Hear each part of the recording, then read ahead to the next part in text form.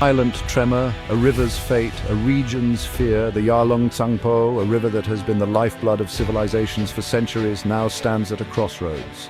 A river of life flows. It carves through mountains. It sustains millions. From the highlands of Tibet to the fertile plains of India and Bangladesh, its waters nourish the land and the people who depend on it. The Yarlung Tsangpo, a sacred artery, begins its journey high in Tibet. Revered by many, it is more than just a river. It is a symbol of life, culture, and spirituality. Its waters are a promise, its course a destiny. As it winds through diverse terrains, it brings with it the hope of prosperity and the continuity of ancient traditions. But now, a shadow looms. A plan is whispered, a plan that could change everything. The whispers grow louder and the fear becomes palpable. This plan threatens to alter its very essence. The construction of massive dams and diversion projects could disrupt the natural flow, affecting millions downstream. The river's future is uncertain. The once predictable flow now faces the threat of human intervention on an unprecedented scale. The region holds its breath. The stakes are immense. Communities that have thrived for generations now face an uncertain future, their livelihoods hanging in the balance. China, the upstream controller, has ambitions. These ambitions are vast. The nation seeks to harness the river's power for its own development, potentially at the expense of those downstream. They involve harnessing the power of this mighty river. Hydroelectric projects and water diversion schemes promise progress, but also bring the risk of ecological and social upheaval. For nations downstream, this is a cause for grave concern. The delicate balance of water sharing is at risk, and with it, the peace and stability of the region. The water wars have found a new, dangerous front line. As tensions rise, the river that once united now threatens to divide, becoming a potential flashpoint for conflict in an already volatile region. Project Behemoth, China's grand design on the Tsangpo. China has unveiled a monumental plan. It intends to build the world's largest hydroelectric dam. This dam will straddle the Yarlung Tsangpo. It will be situated in Tibet, near the Indian border. The project is called the Maydog Dam. Its scale is almost unimaginable. It aims to generate 3 times more electricity than the Three Gorges Dam. The dam's proposed location is strategically chosen. It is in the Great Bend of the Yarlung Tsangpo. Here the river drops dramatically. This provides immense hydroelectric potential.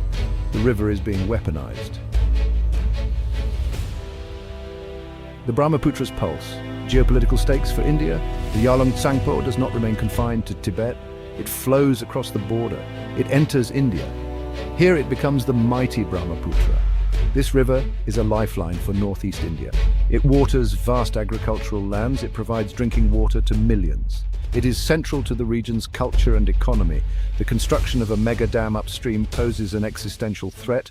India fears drastic reductions in water flow. Conversely, China could release massive amounts of water during monsoons. The dam gives China a hand on the tap. China's parched dragon. A thirst that knows no bounds. Why is China undertaking such a risky venture? The answer lies in its desperate need for water.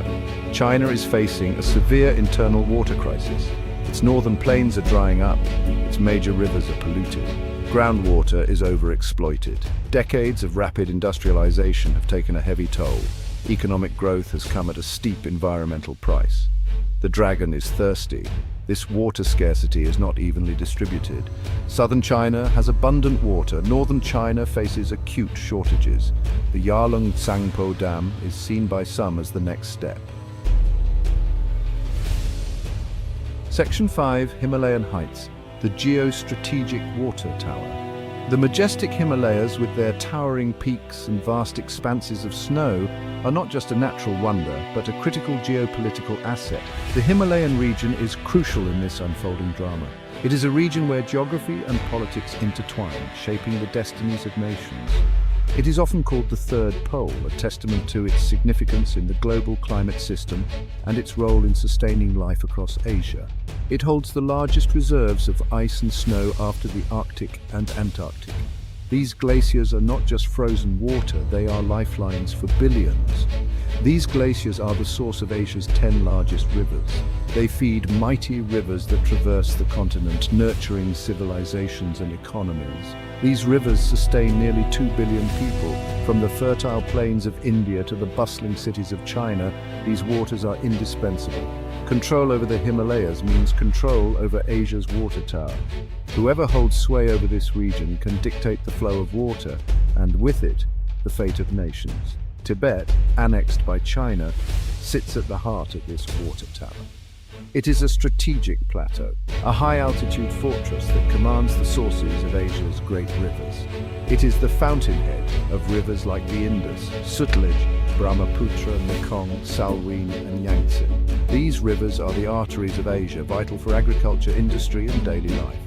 China's occupation of Tibet gives it upstream control. This control is not just about water, it's about power, influence, and leverage over its neighbors. It has become Asia's water lord. With the ability to regulate water flow, China holds a powerful card in regional geopolitics. This position allows Beijing to exert immense influence over downstream neighbors. Countries like India, Bangladesh, and Vietnam find themselves at the mercy of China's water policy. The Medog Dam on the Yarlung Tsangpo is the crown jewel of this strategy. It symbolizes China's ambition to harness the power of the Himalayas, turning natural resources into geopolitical tools. Section 6, India's response: a nation awakens to the flowing threat. The issue of water security has become a significant concern for India, especially with the increasing activities of its northern neighbor, China.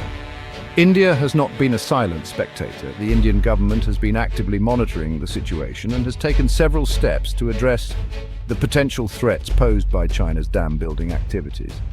The threat posed by China's dam is clear. These massive structures have the potential to alter the natural flow of rivers, impacting water availability downstream in India. New Delhi has voiced its concerns repeatedly. Indian officials have raised the issue at various international forums, emphasizing the need for a cooperative approach to water management. It has sought transparency and data sharing from Beijing. India has called for regular updates on dam operations and water release schedules to ensure that downstream regions are not adversely affected. Diplomatic channels have been activated. High-level meetings and discussions have been held to address the concerns and find a mutually beneficial solution. India insists on respecting the rights of lower riparian states. It emphasizes the importance of equitable water sharing and the need to protect the livelihoods of communities dependent on these rivers. It calls for dialogue and cooperation. India believes that only through open communication and collaboration can the challenges of transboundary water management be effectively addressed. However, China's responses have often been opaque or dismissive. Despite India's persistent efforts, Beijing has not always been forthcoming with information or willing to engage in meaningful dialogue. Recognizing the limitations of diplomacy alone, India has initiated its own countermeasures. The Indian government is investing heavily in infrastructure projects to mitigate the potential impacts of China's dams. It is accelerating infrastructure projects in its northeast. This region, being closest to the Chinese border, is of strategic importance, and enhancing its infrastructure is crucial for India's water security. This includes building dams and hydropower projects on the Brahmaputra and its tributaries. These projects aim to harness the river's potential while ensuring that India's water needs are met. The aim is to establish prior use rights. By developing these projects, India seeks to assert its rights over the river's resources and ensure that its interests are protected in any future negotiations. Section 7, Global Ripples Water Wars in a Warming World. The conflict over the Yarlung Tsangpo Brahmaputra is not an isolated incident. It is a stark example of a growing global trend. Transboundary water disputes are becoming more frequent. They are becoming more intense. China's actions on the Mekong River have already caused alarm in Southeast Asia. Dams upstream have affected water levels, fisheries, and agriculture downstream. Similar tensions exist in other river basins worldwide. The Nile, the Jordan, the Tigris, Euphrates, all are flashpoints. Climate change is a major catalyst. It is altering rainfall patterns. It is shrinking glaciers. It is increasing the frequency of droughts and floods.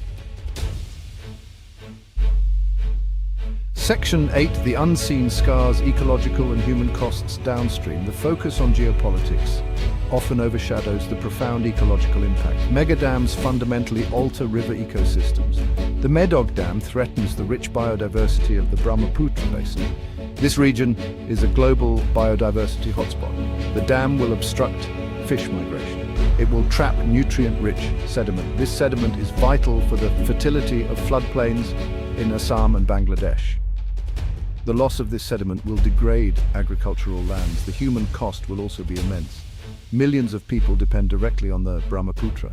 Their livelihoods are tied to its natural flow. Farmers, fishermen, and communities along the riverbanks will suffer. Section 9, Water as a Weapon, a final warning for peace. The saga of the Yarlung. Tsangpo is a chilling reminder. Water, the source of life, can be weaponized. China's actions demonstrate a clear intent. It is to control shared water resources. It is to use this control for strategic advantage. This sets a dangerous precedent. It undermines trust and cooperation among nations. It fuels a new kind of arms race, a race to build dams and secure water. This is a path to conflict, not prosperity. The international community can no longer afford to be complacent. The stakes are too high. The potential for regional instability is immense.